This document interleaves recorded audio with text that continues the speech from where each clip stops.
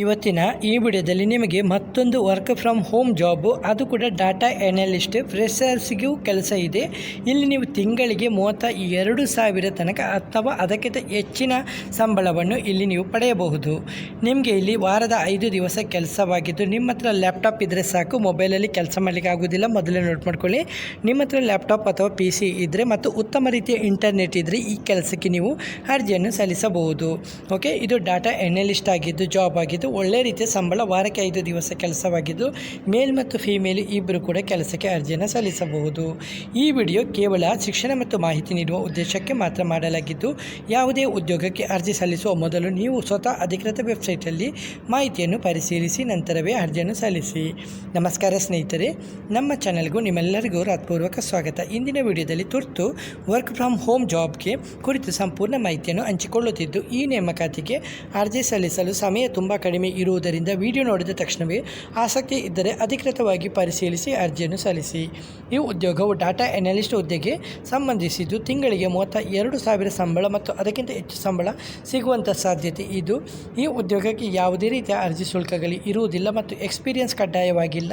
Experience ಇಲ್ಲದವರು ಕೂಡ try ಮಾಡಬಹುದು. ವಾರಕ್ಕೆ 5 ದಿವಸದ ಕೆಲಸವಾಗಿದ್ದು, ವಿಡಿಯೋವನ್ನು ಕೊನೆಯವರೆಗೆ ನೋಡಿ, ಎಲ್ಲ ಮಾಹಿತಿಯನ್ನು ಹಂತ ಹಂತವಾಗಿ ವಿವರಿಸುತ್ತೇನೆ. ಉದ್ಯೋಗದ ವಿವರ. ಅಧಿಕೃತವಾಗಿ ಈ ಉದ್ಯೋಗವನ್ನು ಆನ್ ಸ್ಟಾಪ್ ಪ್ಲಾಟ್ಫಾರ್ಮ್ನಲ್ಲಿ ಪ್ರಕಟಿಸಲಾಗಿದ್ದು, company Nova technology. Role data analyst ಆಗಿದ್ದು, job type permanent work from home job. ವಾರಕ್ಕೆ 5 ದಿವಸದ ಕೆಲಸವಾಗಿದ್ದು 32,000 ಸಂಬಳ ಮತ್ತು ಎಕ್ಸ್ಪೀರಿಯನ್ಸ್ ಇಲ್ಲದವರು ಇಲ್ಲಿ ಕೆಲಸಕ್ಕೆ ಅರ್ಜಿಯನ್ನು ಸಲ್ಲಿಸಬಹುದು. ಅಧಿಕೃತ ಪುಟದಲ್ಲಿ ಅರ್ಜಿಗೆ ಉಳಿದಿರುವ ದಿನಗಳ ಸಂಖ್ಯೆಯು ನೀಡಲಾಗಿದ್ದು, ಆದ್ದರಿಂದ ಸಮಯ ವ್ಯರ್ಥ ಮಾಡದೆ ಬೇಗ ಅರ್ಜಿಯನ್ನು ಸಲ್ಲಿಸಬಹುದು. ಕೆಲಸದ ಜವಾಬ್ದಾರಿಗಳು. ಡಾಟಾ ಎನಲಿಸ್ಟ್ ಆಗಿ ನಿಮ್ಮ ಪ್ರಮುಖ ಕೆಲಸಗಳು: ವಿವಿಧ ಮೂಲಗಳಿಂದ ವೆಬ್ಸೈಟು ಸೋರ್ಸಸ್ ಡೇಟಾ ಸಂಗ್ರಹಿಸುವುದು, ಡೇಟಾವನ್ನು ಸ್ವಚ್ಛಗೊಳಿಸುವುದು ಮತ್ತು ಡೇಟಾವನ್ನು ಪರಿಶೀಲಿಸಿ ತಪ್ಪುಗಳನ್ನು ಸರಿಪಡಿಸುವುದು ಮತ್ತು ವರದಿಗಳನ್ನು ತಯಾರಿಸಲು ತಂಡಕ್ಕೆ ಸಹಾಯ ಮಾಡುವುದು ಮತ್ತು ತಂಡದ ಸಭೆಗಳಲ್ಲಿ ಭಾಗವಹಿಸುವುದು ಮತ್ತು ಡಾಟಾ ಅನಾಲಿಸಿಸ್ ಸಂಬಂಧಿತ ಪ್ರಾಜೆಕ್ಟ್ಗಳಲ್ಲಿ ಕೆಲಸ ಮಾಡುವುದು. ಅರ್ಹತೆ ಮತ್ತು ಕೌಶಲ್ಯಗಳು. ಕಂಪನಿ ಯಾವುದೇ ವಿಶೇಷ ಕೌಶಲ್ಯಗಳನ್ನು ಕಡ್ಡಾಯವಾಗಿ ಕೇಳಿಲ್ಲ, ಆದರೆ ಕೆಳಗಿನ ಮೂಲಭೂತ ಕೌಶಲ್ಯಗಳು ಇದ್ದರೆ ಉತ್ತಮವಾಗಿದ್ದು, ಬೇಸಿಕ್ ಡಾಟಾ ಅನಾಲಿಸಿಸ್ ನಾಲೆಜ್ ಮತ್ತು ಪ್ರಾಬ್ಲಮ್ ಸಾಲ್ವಿಂಗ್ ಸ್ಕಿಲ್ಲು ಮತ್ತು ಕಮ್ಯುನಿಕೇಷನ್ ಸ್ಕಿಲ್ಲು ಮತ್ತು ಕಲಿಯುವಂಥ ಆಸಕ್ತಿ ಇರುವವರು ಮತ್ತು MS ಆಫೀಸ್ ಅಥವಾ ಇತರ ವಿಶೇಷ ಸಾಫ್ಟ್ವೇರ್ಗಳ ಜ್ಞಾನ ಇಲ್ಲದಿದ್ದರೂ ಅರ್ಜಿಯನ್ನು ಸಲ್ಲಿಸಬಹುದಂತೆ.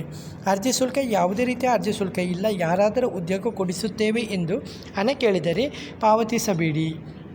ಕೆಲಸದ ಸ್ಥಳ ವರ್ಕ್ ಫ್ರಮ್ ಹೋಮ್ ಜಾಬ್ ಆಗಿದ್ದು, ಕಂಪನಿಯ ಮುಖ್ಯ ಕಚೇರಿ ಬೆಂಗಳೂರು ಆಗಿದ್ದು, ಕೆಲಸದ ಸಮಯ ವಾರಕ್ಕೆ 5 ದಿವಸ, 2 ದಿವಸದ ರಜೆ, ಫ್ಲೆಕ್ಸಿಬಲ್ ವರ್ಕಿಂಗ್ ಅವರ್ಸ್ ಕೂಡ ನೀವು ಕೆಲಸ ಮಾಡಬಹುದು. ಅರ್ಜಿ ಸಲ್ಲಿಸುವ ವಿಧಾನ. ಅಪ್ಲೈ ಮೇಲೆ ಕ್ಲಿಕ್ ಮಾಡಿದ ನಂತರ ಅಪ್ಲಿಕೇಶನ್ ಫಾರಮ್ ತೆರೆಯುತ್ತದೆ. ಮೊದಲು ನಿಮ್ಮ ರಿಸ್ಯೂಮನ್ನು ಅಪ್ಲೋಡ್ ಮಾಡಬೇಕು. ರಿಸ್ಯೂಮ್ ಅಪ್ಲೋಡ್ ಮಾಡಿದ ನಂತರ ಫಸ್ಟ್ ನೇಮ್, ಲಾಸ್ಟ್ ನೇಮ್ ಮತ್ತು ಇಮೇಲ್ ID, ಮೊಬೈಲ್ ನಂಬರ್ ಇತ್ಯಾದಿ ವಿವರಗಳನ್ನು ಸ್ವಯಂಚಾಲಿತವಾಗಿ ತುಂಬಬಹುದು. ಯಾವುದೇ ಸಂದೇಹ ಇದ್ದರೆ ಕಮೆಂಟಲ್ಲಿ ಕೇಳಬಹುದು. ಅರ್ಜಿ ಸಲ್ಲಿಸಿದ ನಂತರ ನಾನು ಸಹ ಈ ಉದ್ಯೋಗ ಅರ್ಜಿಯನ್ನು ಯಶಸ್ವಿಯಾಗಿ ಸಲ್ಲಿಸಿದ ನಂತರ ಕನ್ಫರ್ಮೇಷನ್ ಇಮೇಲ್ ಬರುತ್ತೆ. ನಿಮ್ಮ ಕನ್ಫರ್ಮೇಷನ್ ಇಮೇಲಲ್ಲಿ ಶಾರ್ಟ್ ಲಿಸ್ಟ್ ಆದರೆ ಕಂಪನಿಯವರು ಇಮೇಲ್ ಮೂಲಕ ನಿಮ್ಮನ್ನು ಸಂಪರ್ಕಿಸುತ್ತಾರೆ. ಆದ್ದರಿಂದ ಸರಿಯಾದ ಇಮೇಲ್ ID ಮತ್ತು ಮೊಬೈಲ್ ನಂಬರನ್ನು ನೀಡಬೇಕು. ಇಮೇಲನ್ನು ಆಗಾಗ ಪರಿಶೀಲಿಸಬೇಕು. ಎಕ್ಸ್ಪೀರಿಯನ್ಸ್ ಇದ್ದರೆ ವಿವರವನ್ನು ನಮೂದಿಸಿ. ಎಕ್ಸ್ಪೀರಿಯನ್ಸ್ ಇಲ್ಲದಿದ್ದರೂ ಫ್ರೆಷರ್ಸು ಅಥವಾ ಎಕ್ಸ್ಪೀರಿಯನ್ಸ್ ಇಲ್ಲದಿದ್ದರೂ ನಮೂದಿಸಿ.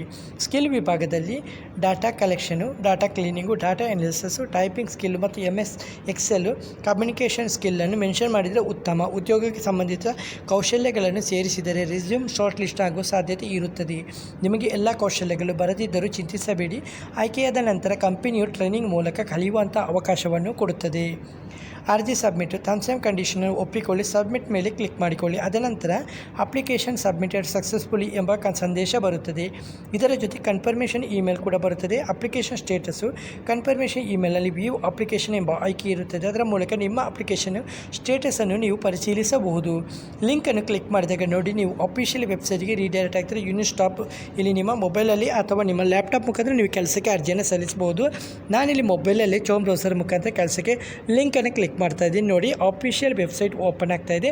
ಓಪನ್ ಆದಾಗ ನಿಮ್ಮ ಇಂಟರ್ನೆಟ್ ಸ್ಲೋ ಇದ್ದರೆ ಸ್ವಲ್ಪ ಕಾಯಬೇಕಾಗುತ್ತೆ, ಇಲ್ಲಾಂದರೆ ತಕ್ಷಣವೇ ಓಪನ್ ಆಗುತ್ತೆ. ಇಲ್ಲಿ ನೋಡ್ಕೊಳ್ಳಿ, ನಿಮ್ಮ ಆಲ್ರೆಡಿ ಇಲ್ಲಿ ಓಪನ್ ಆಗಿದೆ, ಲಿಂಕ್ ಓಪನ್ ಆಗಿದೆ. ತುಂಬ ಜನ ಏನು ಕಮೆಂಟ್ ಮಾಡ್ತಾರೆ, ಲಿಂಕ್ ಓಪನ್ ಆಗ್ತಾ ಇಲ್ಲ, ನಿಮ್ಮ ಲಿಂಕ್ ಓಪನ್ ಆಗ್ತಾ ಇಲ್ಲ ಅಂತ. ಲಿಂಕ್ ಇದೆಯಲ್ಲ, ನೀವು ವಿಡಿಯೋವನ್ನು 10 ದಿವಸದ ಒಳಗೆ ನೀವು ವಿಡಿಯೋವನ್ನು ನೋಡಿದರೆ ಇದೆಲ್ಲ ನೀವು ಕೆಲಸಕ್ಕೆ ಅಪ್ಲೈ ಮಾಡ್ಕೋಬೋದು. ನೀವು ತುಂಬ ಡಿಲೇ ಆಗಿ ನೋಡಿದರೆ ನೀವು ವಿಡಿಯೋನ ಕಂಪ್ಲೀಟಾಗಿ ನೋಡಿ, ಲಾಸ್ಟ್ ಡೇಟ್ ಕೊಟ್ಟಿರ್ತೀರಿ.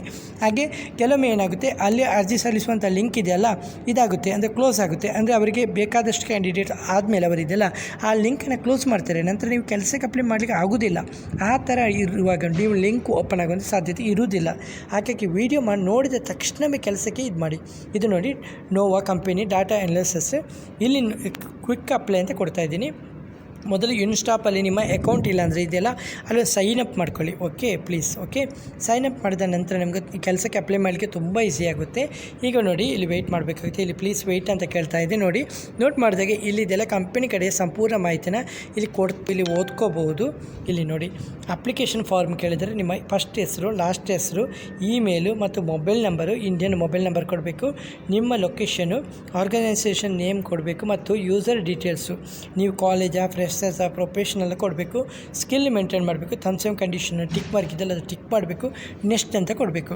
ಆವಾಗ ನಿಮಗೆ ಅಲ್ಲಿ ರಿಸ್ಯೂಮನ್ನು ಅಪ್ಲೋಡ್ ಮಾಡುವಂಥ ಆಪ್ಷನ್ ಬರುತ್ತೆ. ನಿಮ್ಮ ರಿಸ್ಯೂಮನ್ನು ಅಪ್ಲೋಡ್ ಮಾಡಬೇಕು. ನಿಮ್ಮ ರಿಸ್ಯೂಮಲ್ಲಿ ಇರುವಂಥ ಎಲ್ಲ ಸ್ಕಿಲ್ಗಳನ್ನು ಮೆನ್ಷನ್ ಮಾಡ್ಕೊಳ್ಳಿ. ಓಕೆ, ನೆಕ್ಸ್ಟ್ ಸಬ್ಮಿಟ್ ಅಂತ ಮಾಡ್ಕೊಳ್ಳಿ. ನಂತರ ನಿಮಗೆ ಇದೆಲ್ಲ ನಿಮ್ಮ ಇಮೇಲ್ ಐಡಿಗೆ ಇದೆಲ್ಲ ಕನ್ಫರ್ಮೇಷನ್ ಮೆಸೇಜ್ ಬರುತ್ತೆ. ಕನ್ಫರ್ಮೇಷನ್ ಮೆಸೇಜ್ ಬಂದಾಗ ಅಲ್ಲಿ ನಿಮಗೆ ಇದೆಲ್ಲ ನಿಮ್ಮನ್ನು ಟೆಸ್ಟು ಅಂದರೆ ಇಂಟರ್ವ್ಯೂ ತೆಗೆದುಕೊಳ್ತಾರೆ. ಇಂಟರ್ವ್ಯೂಲ್ಲಿ ಏನೆಲ್ಲ ಕೇಳ್ತಾರೆ ನೆಕ್ಸ್ಟ್ ಪ್ರೊಸೀಜರ್ ನೀವು ನೋಡ್ಕೋಬೋದು. ನಿಮಗೆ ವೀಡಿಯೋ ಕಾಲ್, ಝೂಮ್ ಮೀಟಿಂಗ್ ಮುಖಾಂತರ ನಿಮಗೆ ವೀಡಿಯೋ ಕಾಲಲ್ಲಿ ಇದು ಮಾಡ್ಕೋಬೋದು. ನಂತರ ನಿಮಗೆ ಕನ್ಫರ್ಮೇಷನ್ ಶಾರ್ಟ್ ಲಿಸ್ಟ್ ಮೆಸೇಜ್ ಬರುತ್ತೆ.